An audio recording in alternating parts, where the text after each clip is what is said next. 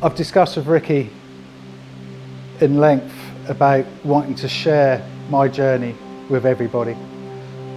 The highs and the lows, and there have been some real lows over the 3 years of this pond behind me. In hope that by sharing my experiences with everybody can hopefully help just maybe even one person.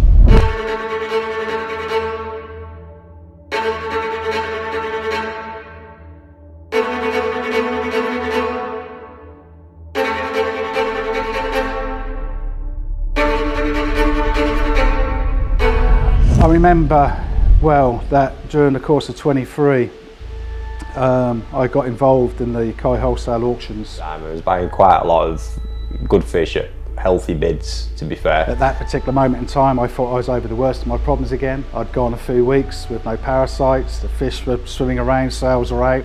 We sent 4 fish out, and it was just a little period where we changed the holding nets that we used prior to fish going out. These came down, I introduced them to the pond, and literally within a matter of days, these things just went downhill so quickly.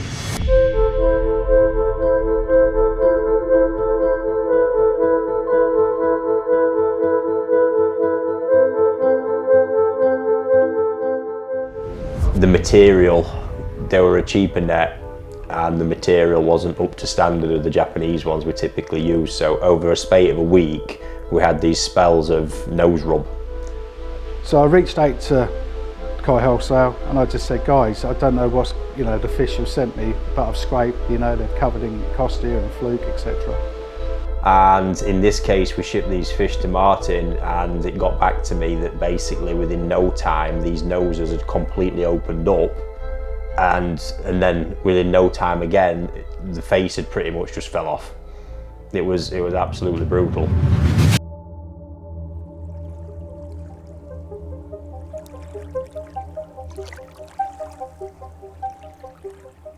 So today what I'd like to do is share with you all my journey, my experiences, the blood, sweat, tears, the highs, the lows, give you a bit more of an insight of my ponds, the setups, and even share with you guys some of my other hobbies, because I understand there's been some interest shown in the cars, etc.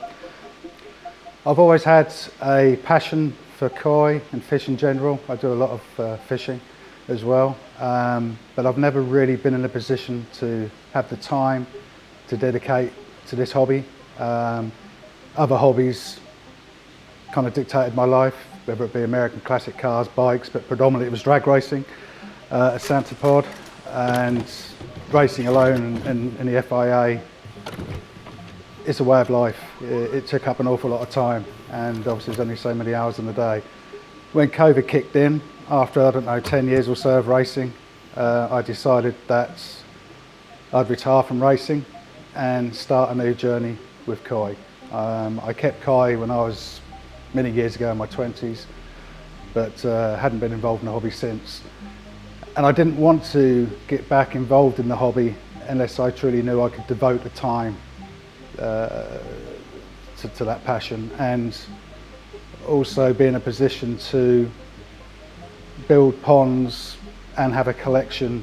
That's something I was particularly proud of and wanted to dedicate my time to.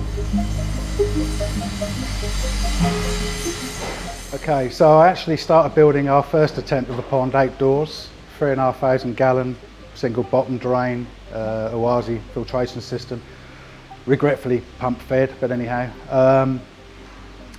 And I kept koi successfully in that since, but I was suffering again with some parasites, and then we started to have some predators in the garden. I actually identified we had 2 otters. And wanting to build on my collection and quality, and clearly I think my passion for koi and keeping in this hobby was starting to overtake that of my classic cars and motorbikes, and clearly racing. So I decided to build an indoor pond. So after building the outdoor pond, we made a start on turning my garage, which stored my American car collection, turning half of it into an indoor pond. We started that in the beginning of December 21, and me and a few mates got together and with the guidance of some others built the indoor pond. That is block built, fiberglassed, 2 windows, 3 bottom drains, a Wazi system, 2 showers. Mindful obviously of condensation with working with a pond indoors, so that's heated, the room is heated, not the actual pond itself. And generally that by itself, if you're heating the room to say 22, the pond water will normally sit about 21. It's normally about 1 degree below that of the room temperature, apart from extreme cold weathers in the winter, it drops maybe sort of 2 degrees below. So the pond build started in December 21, and we actually started filling up with water on the 20th of January 22. So we actually got the pond built in, what was that? Yes, 7 weeks, something like that. So the hobby started 5 or 6 years ago. We built, me and a few friends built this outdoor pond. It's 3,500 gallons.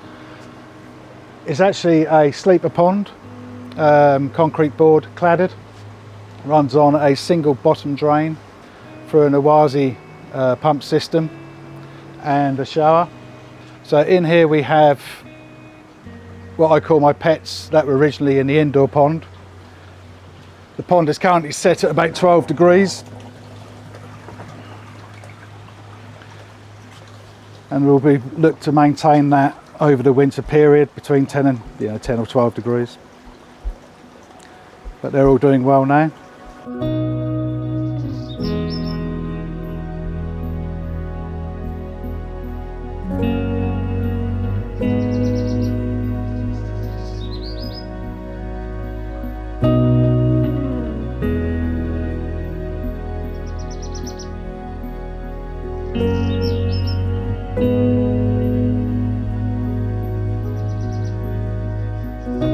Just over the back there is my 750 gallon QT stroke hospital tank. My brother, unfortunately, he's had similar issues in the latter part of summer going into winter, where I suspect he's got a bacterial issue. So I've decided to remove the fish affected out of his pond, and I've put them into here. This will remain heated, sort of 21 degrees over winter, to try to get them back to full health, and with a view of putting them back into his pond in the spring. So this tank, 750 gallons, also heat with an air source heat pump, Backy shower, and Burton's combi drum, same as the other 2 tanks.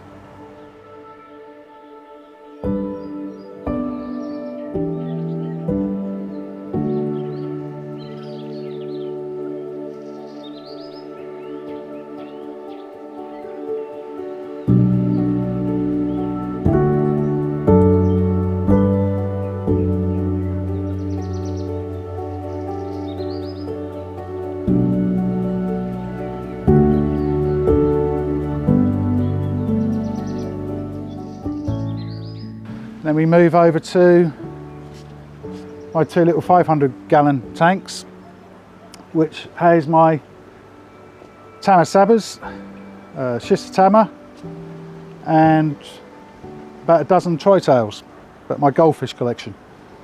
2 identical setups, both running on showers, Burton filtration. I think we have about 70 Tama Saba in there, plus the Tritails, and I think there's about 20 odd larger Nisai and above Tama Sabas in this tank.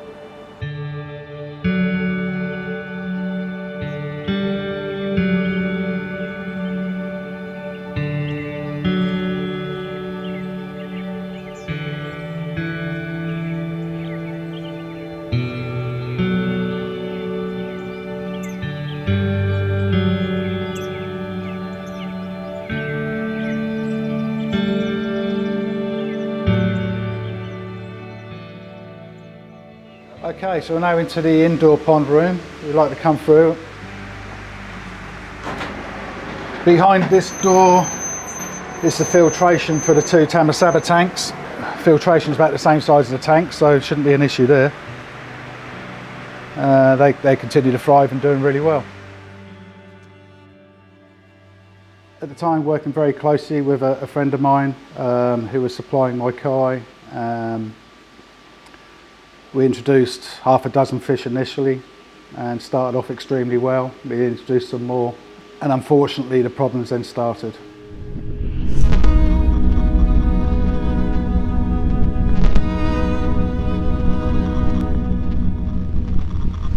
I was noticing more and more fish starting to clamp up, flash.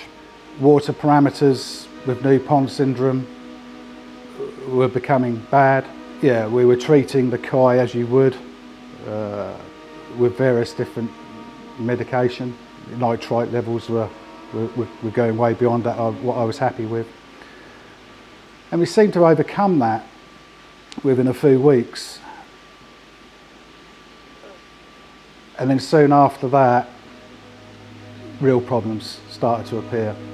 Costia came back, but didn't just come back as a normal level of Costia, it was a real infestation. We seemed to continue having this cycle of outbreaks of parasites. And again, we'd treat, and we'd find ourselves just on this vicious cycle where we seemed to be continuing to add more and more chemicals and treatments into the pond. The fish would seem to perk up, the pond would start to look a bit better, and as soon as that would happen, it would start to deteriorate again and we'd be on the same cycle again. And parasites would come back. And this was even happening after not introducing any more fish. I got to a point where I'd get up in the morning and walking into the pond room, which once was my joy, have a brew in the morning, come and look at the fish. It was just becoming a nightmare.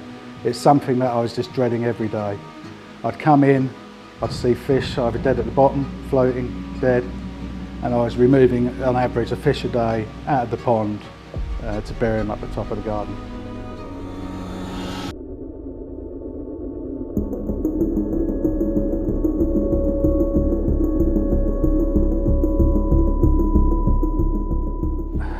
I remember well that during the course of 23, I got involved in the koi wholesale auctions.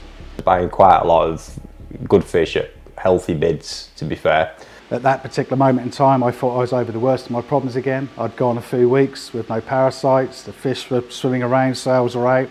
We sent 4 fish out, and it was just a little period where we changed the holding nets that we used prior to fish going out, and the material, they were a cheaper net, and the material wasn't up to standard of the Japanese ones we typically use. So over a spate of a week, we had these spells of nose rub.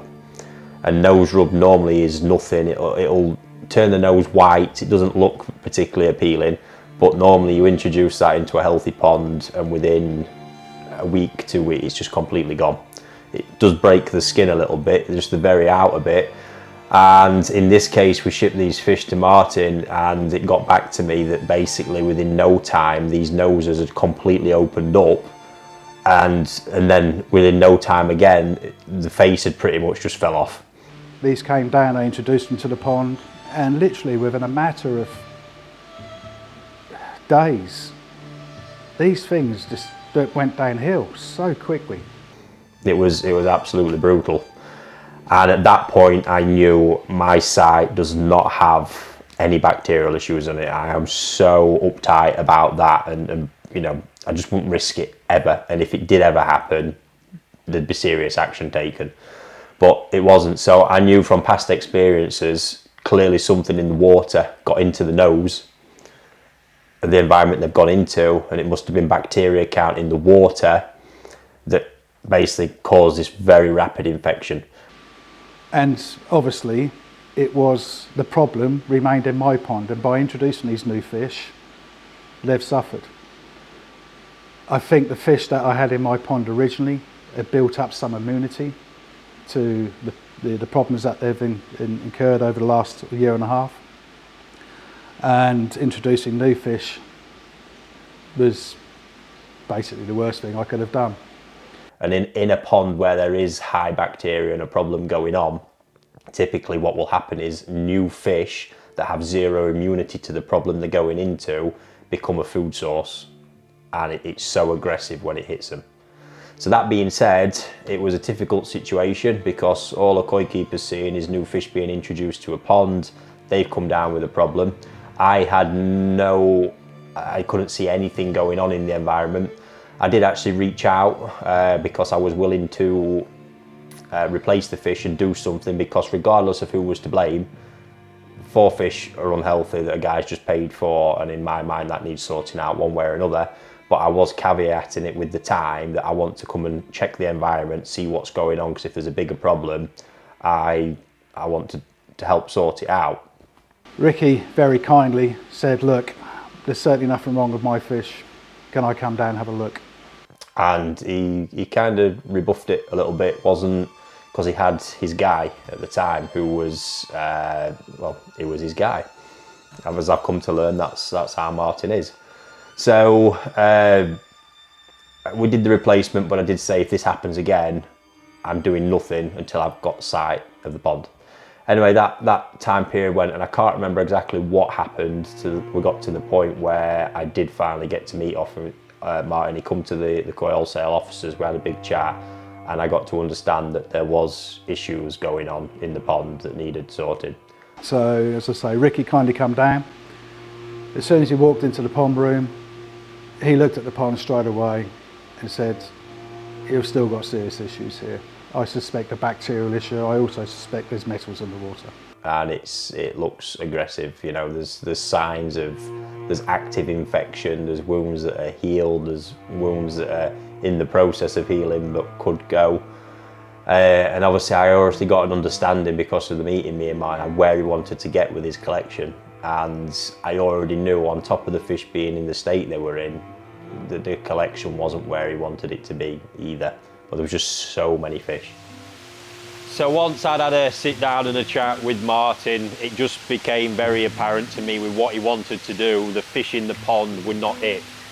So over the course, while I was setting to work, identifying the problem, fixing the problem, he started investing in some koi that remained here with me raising them until the pond was ready. A collection is more about, I think for me, the aesthetic vision of it, for one.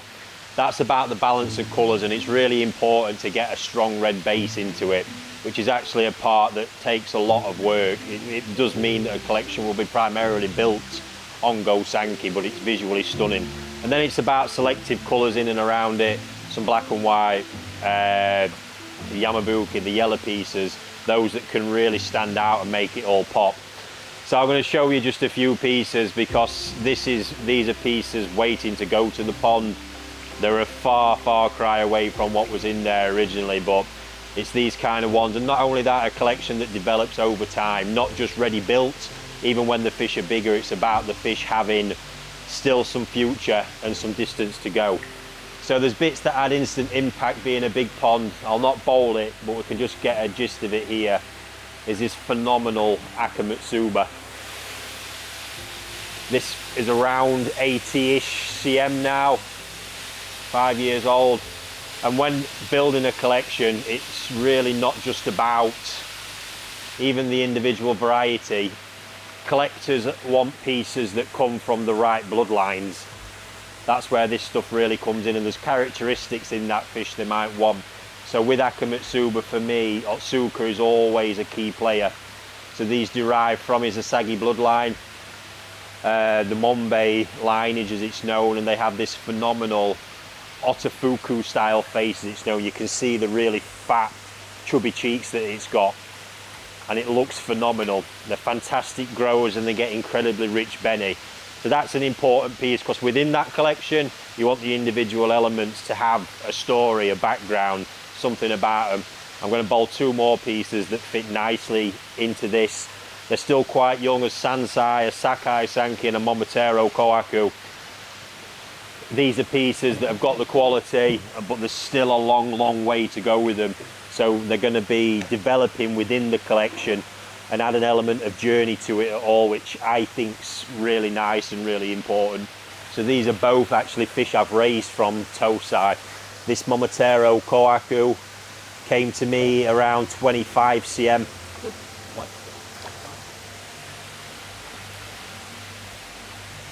Phenomenal piece. And by the time we'd done raising, it wasn't a massive Nisai, but it's certainly getting there now as a Sansai.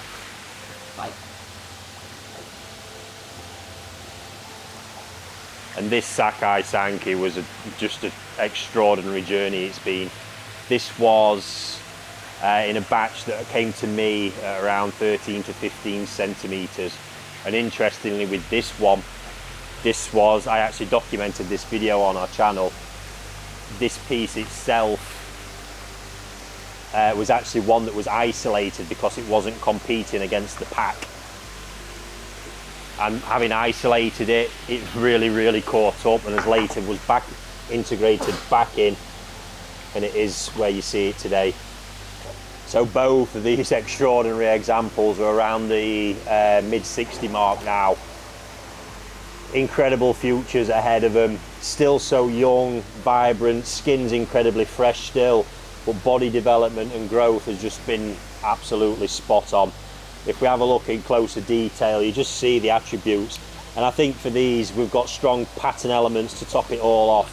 And again, in a collection, it's not just about having one of each variety. That doesn't often build that visual impact. But if you're having multiple items of Go Sankey, for example, I think the key element is to get the different breeders, different pattern styles, different body styles even. So it's all this in the end that comes together to form that visual impact when you first look, and then when you start really dissecting into the collection, you start pulling apart or appreciating all the individual attributes that the fish have got. But I mean, just check these out. This Sankey had no sumi when it started, but I knew you've got to just give that time with Sakai, because this style of sumi just comes out of nowhere. But check it out as a piece. It's going to be a phenomenal, you can see it, 80+ centimetre fish eventually. And this Momotaro is just an absolute powerhouse. Fantastically well balanced flowery pattern as well. Incredible pieces. But you can already see there the variance, two fish like that, then a big Akamitsuba. Those pieces that go in want to be really select, just to break it up and then visually come together. But these two in front of us are going to be a phenomenal journey fish to see now over the coming years. At 3 years old, there's still so much more to come from him. And at this time as well, obviously, he got his relationship with the previous guy, the infamous Dr. Death, who, had been the guy. Now, the problem is, it's hard to tell somebody who has invested clearly so much money, time, effort, the whole lot all along, that basically the best option now, right, it would probably more than likely to cull the lot. That's tough. Me coming into it straight away from a commercial aspect is exactly how that would be dealt with, because commercially, which is the way my head's wired, there's loads of different things to consider. The potential spread, for one, would be the biggest issue. But I have to remember that this is somebody dealing with their pets. It's not just the financial losses of losing fish, but these things do become your pets. And as I said, every morning I was coming down during that period, finding more fish dead and watching other fish dying. It was a shit time, and something that I certainly never ever want to experience again, and I wouldn't even want to see anybody else go through what I unfortunately had to go through.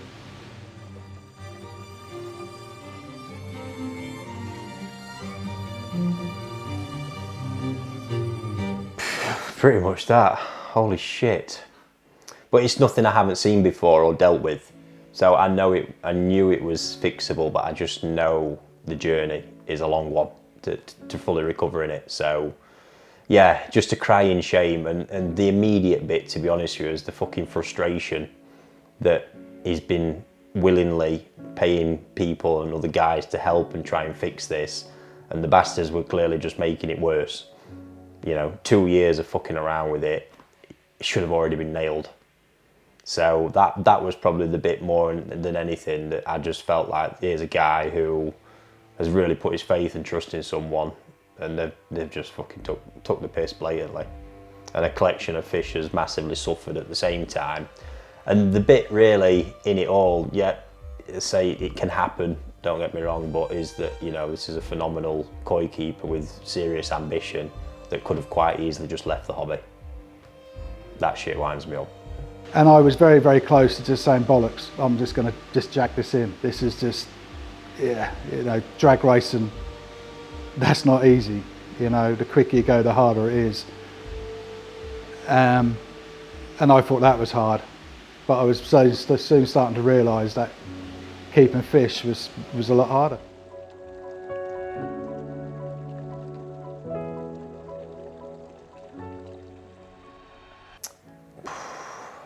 Well, I'll tell you what, this is where I believe this stemmed from in the beginning. I think Martin might believe and maybe say otherwise, but this is my experience, because there was a lot going on with this. New pond syndrome and bits will have all played its part, but the collection of fish formed in that pond to begin with had come basically second hand through Dr. Death, the infamous man, from other people's ponds where you don't know what the fuck was going on. That right there, for me, is one of the most dangerous things you can do as a koi keeper, because you don't know the extent of it. Fish coming from all these different sources, and before you know it, boom, it's party time. Because bacterial problems in this system in particular, this was a pond that, despite new pond syndrome, could have been a potential trigger. There's nothing going to have come from an anaerobic build-up in a system. The filtration system is all the top spec Oaza equipment. This is a guy that maintained every inch of it properly. So to me, I believe the problem was potentially imported. Whether there was triggers or catalysts, yes, you know, more than likely, but I believe it's probably imported, and that is so easily done. That can be done from koi dealers as well. This is why it's hard when you're new. You've got to have your wits about you. But at least with koi dealers, you can look out there in the big wide world and get advice from others who've dealt with them, try and get a track record and some history. When you're buying from other people's ponds, certainly through a third party, and you're not getting the full picture and full information, it's dangerous. And bacterial problems and potential major virus issues are your biggest risk in all that. So he suggested immediately what we needed to do was actually some proper testing.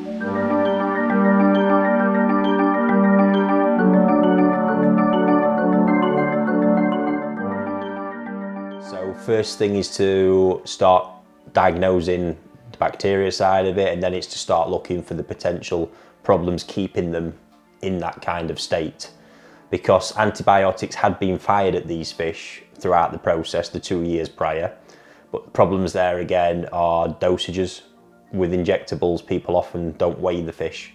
Straight away there, believe me, you can't get the dosage right. And I've seen it where big fish are having 50% less than what they should be. So all it's going to be ever doing is just knocking back that problem a little bit and not fully stopping it. So we've got that, but then there is normally a cause, and what I found with these was there was always an interesting bit, this yellow stain in the water which would normally indicate organics, but everything was too clean, and like nothing checked out to me that it was organics. And I had this weird vibe in my head that it was possibly something else. So I was keen to get the water tested, because it's just how these fish weren't healing up so well that I found really curious. So yeah, first process, water away for sampling at the lab, and that is tap water and pond water, because it's always important to see the differential. Sometimes you can have tap water that checks out okay, and then pond water that's not, or vice versa. So it's understanding what's going on, because there could be a problem localized to the pond that we need to eradicate. Then diagnosis. So I bought Brian in from, I always get this wrong, London Aquatic Vet or whatever it is she calls it. Brian, he come over and started the laboratory work. So that was taking samples from the fish to diagnose the exact strain of bacteria. But that's normally around a 2-week process. So we got that done. In the meantime of that, I put the pond through a very rigorous course, because as well as getting medication to the fish, we've got to disinfect the environment as well and try and get the bacteria out the water. It was a very rigorous course of potassium permanganate first, and then a follow on with Virkon. So not something I'll go into depth on, because some of the dosages were a bit dicey, and it's a very, very intensive course that needs monitoring. So all throughout it, daily while we was doing it, I'm asking Martin to send me videos so I can gauge exactly how the fish look before another dose of treatment's applied. But that was that part. So that basically covered the time from when the fish samples were taken to us getting the results back. So that was helping just keep things suppressed, keep things away. And to be fair, we got the water and the pond actually looking the best it had ever looked. So that come back, then results come back, and it was luckily a bacteria strain that was sensitive to enfilaxin, which is bacterial. So we started that, but it was orally, it was mixed into the food, because the constant, so many fish, having to lift them all, net them all and treat them in that way, just, yeah, too much stress, way too much stress. And then from there, it's just obviously keeping parasites at bay, but throughout this, we really weren't focusing. We had kind of got on top of that through the water disinfection, obviously been a lot of PP in there and stuff like that, but we just weren't focusing on it too much, unless they really got out of hand. But we had got, you know, pretty much topside. And then the water test results came back at the same time, so they responded really well to the oral antibiotics. I think in the end they had 2 courses of it, and really got things, we weren't treating topically any wounds as such either, again because of the stress. So got the water test results back, and that started showing up a few things as well. Elevated levels of iron, and I think small levels of copper and something else. But the problem is with all these as well, the fish safe values that we have for these metals are each based on the presence of just that one metal on an independent scenario. So when there's one already elevated and another at the maximum fish safe value and small traces of others, we don't actually know the combined effect it has on the fish. But we knew there was a problem. So throughout all this, we just got the fish, once they were on a healing track.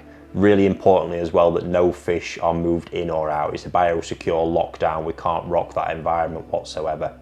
So yeah, once everything was healing, eventually, I can't remember the time spans, but this was over a good period of time.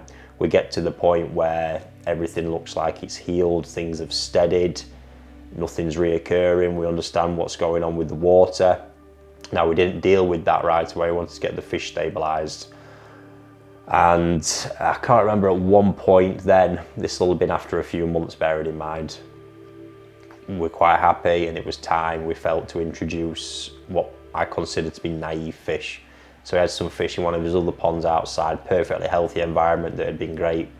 It was a couple of shear up stories from me actually, I think. And we introduced 2 of those into the pond, whenever this was. And if the pond and everything would have still been in a pretty toxic state, those fish would have got sick very quickly. So we introduced them. I can't remember, they went on really well for a while. And then at some point, I remember it now, I thought, fantastic, we're getting there. And all of a sudden he had a batch of flukes and an infection opened up in the dorsal fin of one. And I was stressed, I was gutted. But then it was, to me, very clear that we had to start looking at the water, because how I read that situation, in between all this, we'd had a test done, we'd had the water screened again, and the bacteria count was perfectly normal. So flukes, generally, if you get skin flukes, if they're left for long enough, they will potentially cause damage. They open up the slime coat, stuff can get in, problems can be caused. But the problem when you've got heavy metal buildup in your water and in the fish is that it makes the fish weaker. So if there is something like a few flukes, up at my farm, if I get a few flukes, which happens pretty often, you just medicate them, they go away. There's nothing more of it.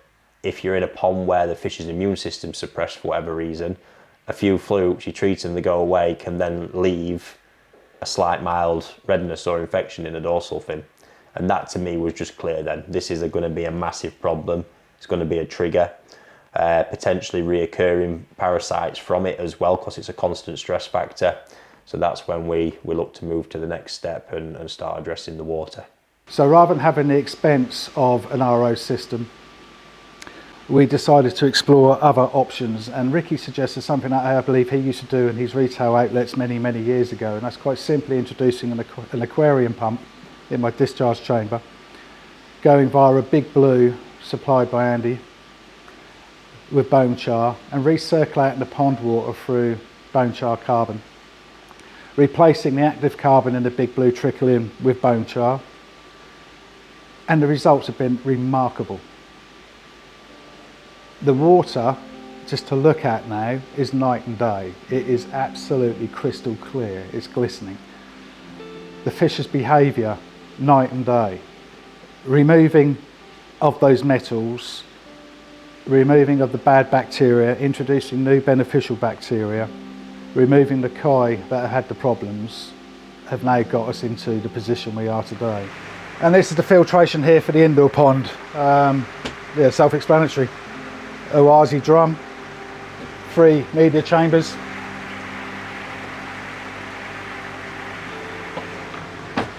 Finishing on a discharge tank which houses the pumps and the UVs.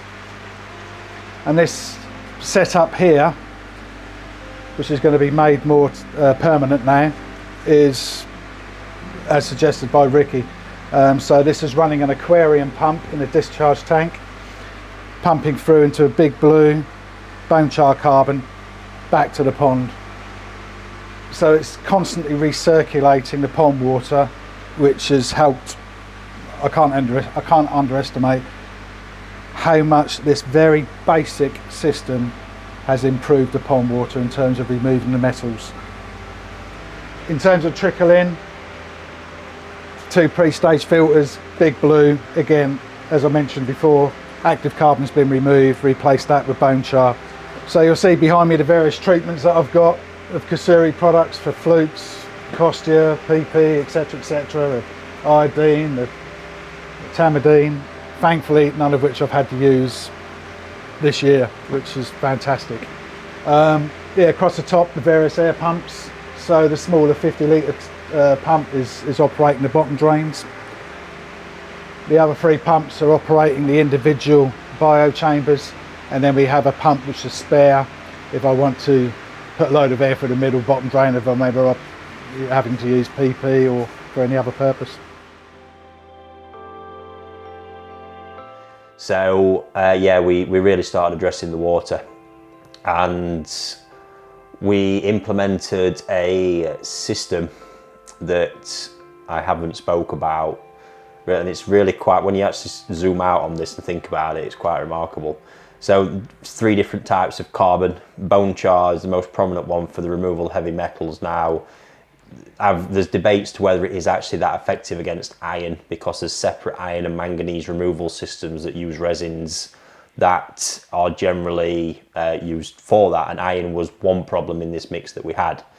But anyway, so we introduced a new bone char system onto the mains purification coming in. Bare amount of main fresh water being used anyway, just enough to top back up what was being used from the drum cleaning.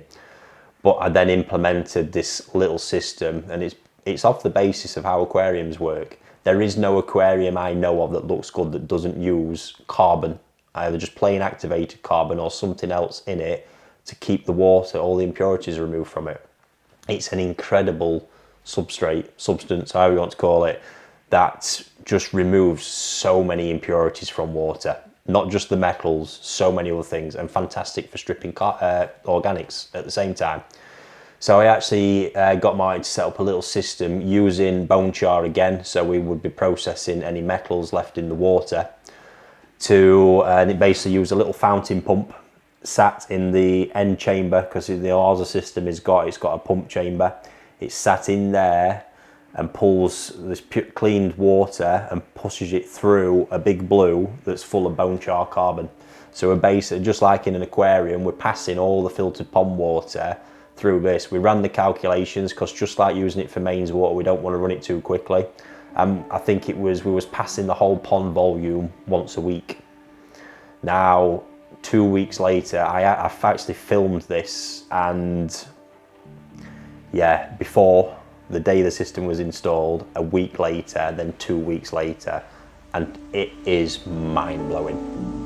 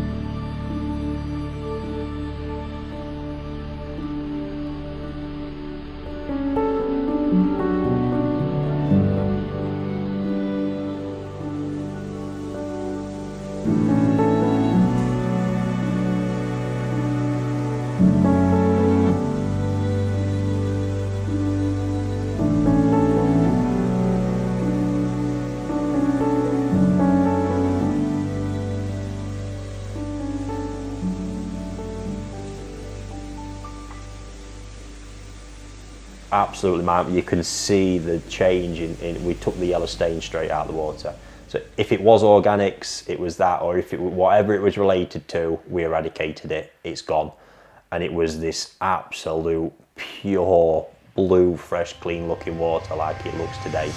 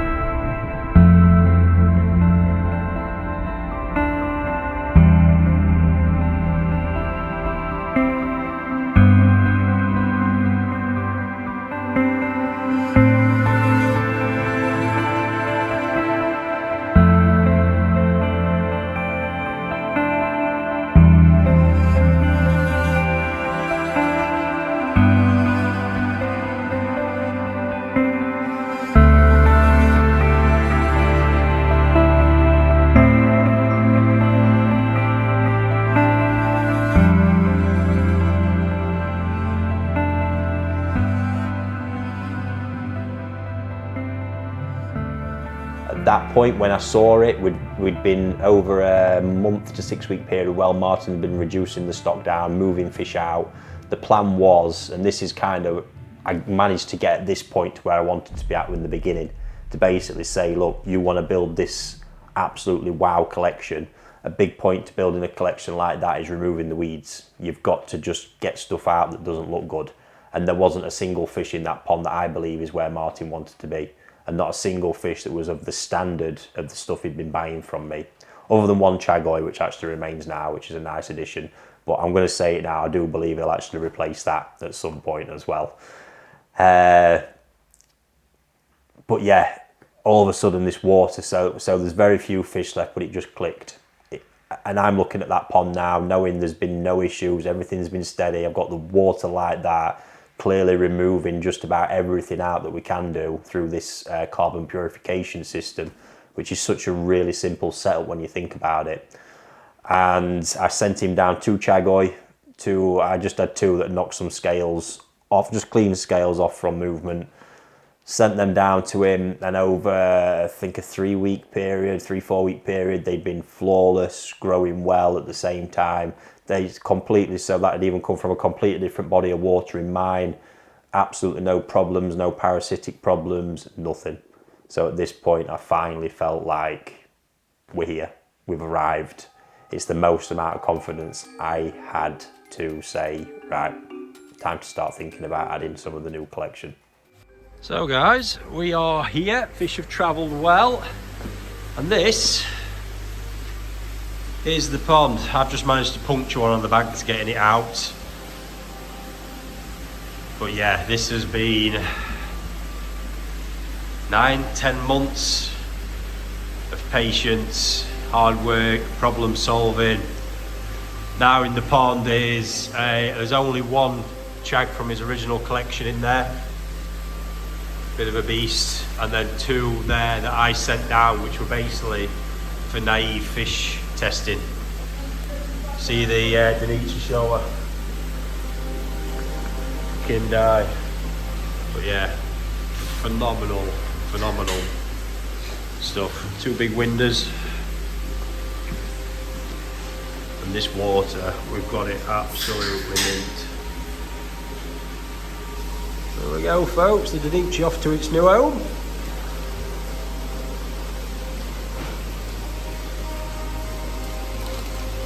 What a pea size.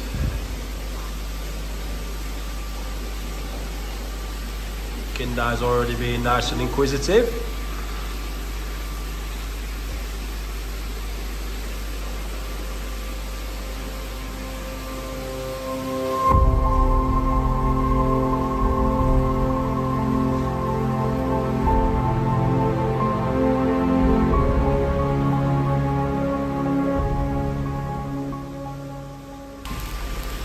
Last one for today. The shunku. What a fish that's going to be.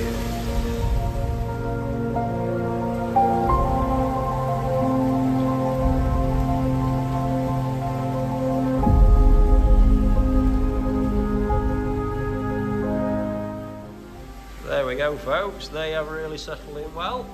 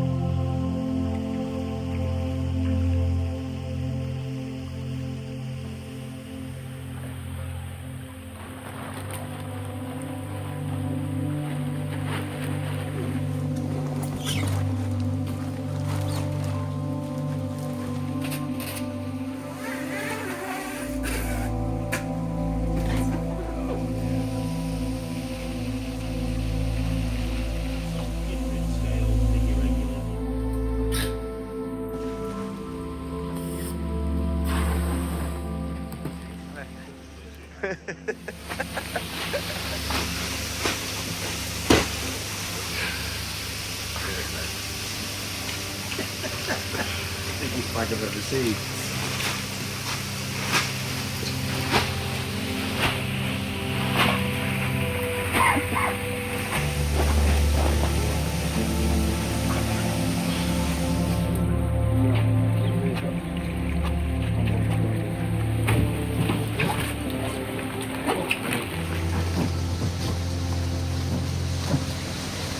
Nice.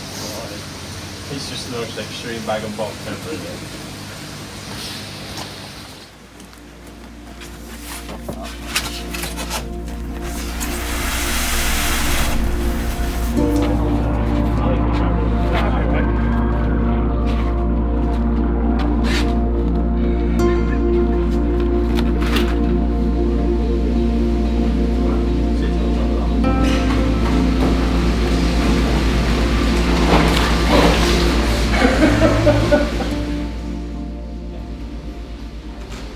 Where would you expect her to get to? I think she'll go. She's got a lot to give still. She feeds like an ant, she's atrocious. Like a drop in ocean compare that.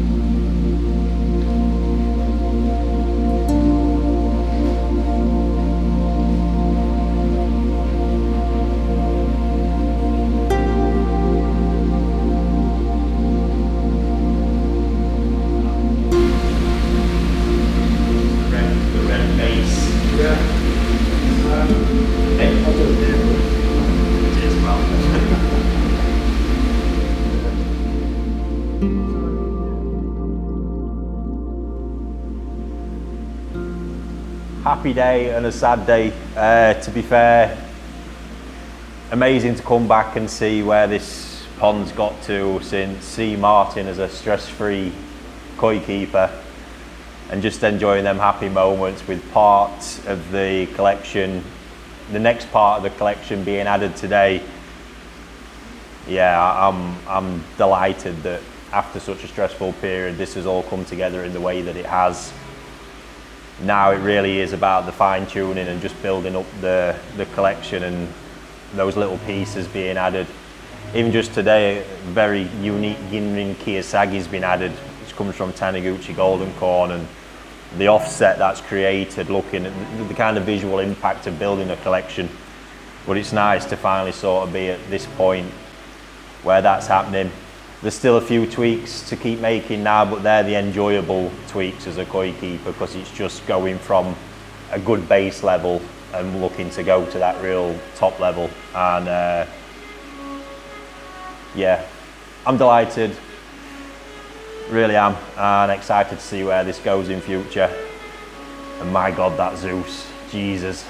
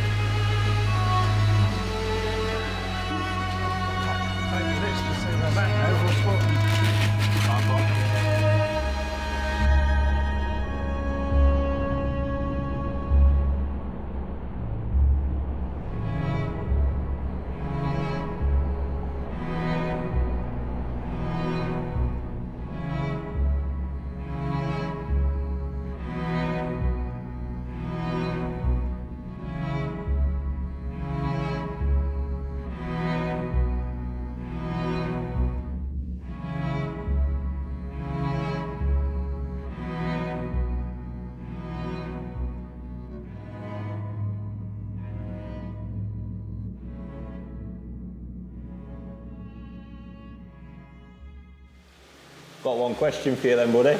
Go on, mate. What's the keep it simple version of koi keeping like for you? Yeah, complete opposite to where I was at, mate.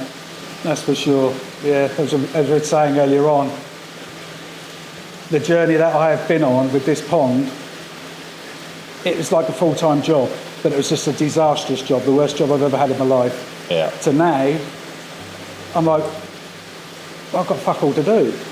Literally, you know, apart from keeping on top of the KH, biocarb, filter maintenance, just the normal stuff. Yeah, I'm at a point where I'm back to enjoying it again. You know what I mean? It's just the way it should, night the way and it day, should be. Yeah, night and day. Yeah. They are looking incredible, mate. They are. It's a joy to. It's nice for me to see it actually all come together. Just putting a collection together, it takes a bit of doing. Yeah. It's Totally. pruning, finding the right pieces to make it pop, and yeah, the condition's looking good as well, mate. Yeah, like you say, a bit of fine tuning, but from where I was to where I am now, it just feels like a different hobby, completely different, you know. But the way it should be.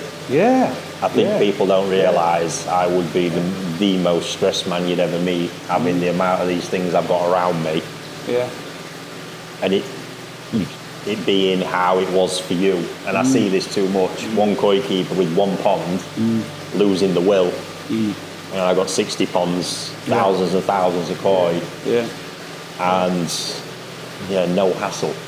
I know. And with good reason as well. So I think it's nice for me to be able to demonstrate from where you was to where this is now. And the aging process, you look like you're reversing, mate, to be honest. Oh, I've had a haircut. No, honestly, it's night and day. And when I look back over the journey, I think another thing I'd like to share with the viewers is that don't get into this horrible habit of repetitive treatment for parasites. Keep slinging chemicals. You know, if you're in that situation, there is another underlying problem. Yeah. And you've got to dig deep and find that, because when you do, you get to enjoy the hobby. Yeah. Do you know? Yeah. Now, to be fair, mate, you've been a fantastic student, which is something else. I think if you remember right back to the beginning, I was quite clear that I wouldn't get involved unless we acted on my advice and my advice alone. No, I get that.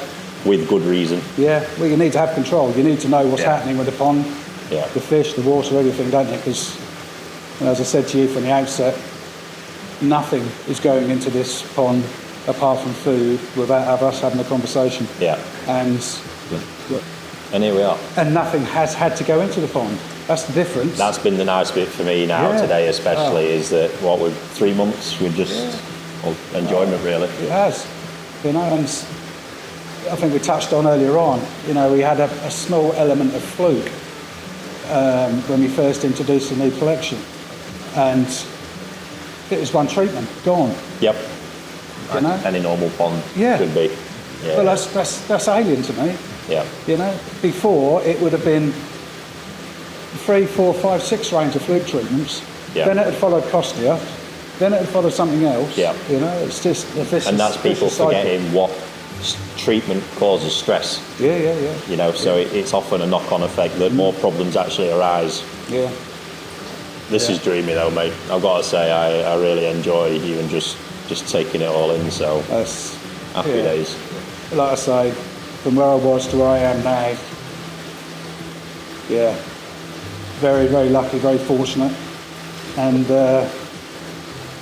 I'll do my best to continue the progress of what you've achieved with these wonderful pieces so far, mate. Yeah, a few of them will upset me again today, but there we go. You're welcome anytime, mate.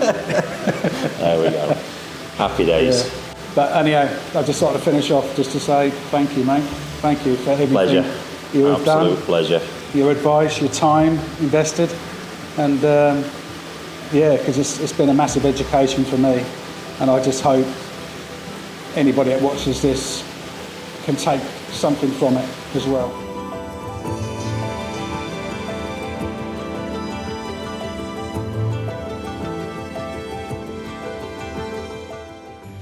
Okay, so the future. Continue doing exactly what we've been doing over the last half a dozen months. Keeping it simple, regular filter maintenance, the weekly checks, and finally just getting to enjoy these beautiful koi that Ricky has raised. I just can't believe when things are going right how simple this hobby can be, and the last few months have been an absolute pleasure. The old saying of look after the water, the koi will generally look after themselves, and in my case that's exactly what it has been. We've got to the bottom of sorting out all of the metals in the water, the bacterial issues. The koi look to be thriving. The new fish that have gone in, they already look like they've been in there for months. They're looking really good. Fortunate enough to still have, well, we've got 4 or 5 pieces still in Japan. Me and Ricky have been talking about possibly keeping 1 or 2 out there for the year to be concrete raised. Also, Ricky has, again, 3 or 4, I think, back at the farm that he's going to continue growing on for me for this year. So there's still potentially another 8+ koi to be introduced to this pond, which I'm looking forward to. But for now, I finally get to enjoy the hobby, finally get to enjoy the quality koi that I now have in the collection.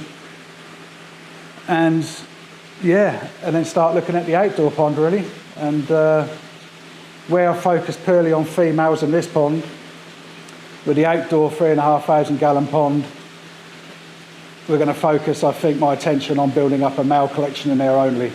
There's some stunning examples that I've seen, and really looking forward to the year ahead. So, yeah.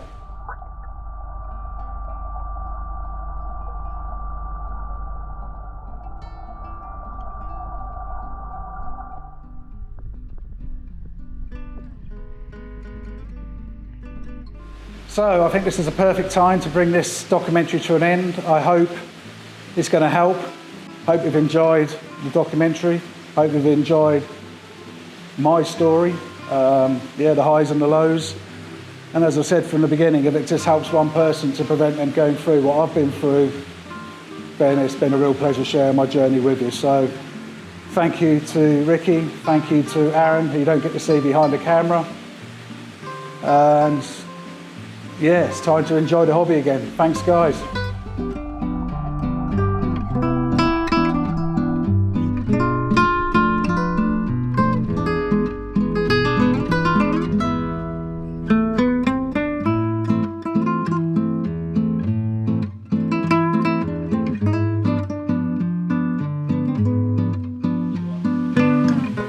I've been asked a few times, what is my favourite koi out of the collection? And it's such a difficult question to answer because we are building up such a phenomenal collection, but there's a particular koi in here which I've named after my favourite car. That's Eleanor. So the prize would have to go to the Black Zeus. Why? I just haven't seen another koi that carries herself so well. The lines on the koi, the rarity of the koi, just the body shape is just, phenomenal.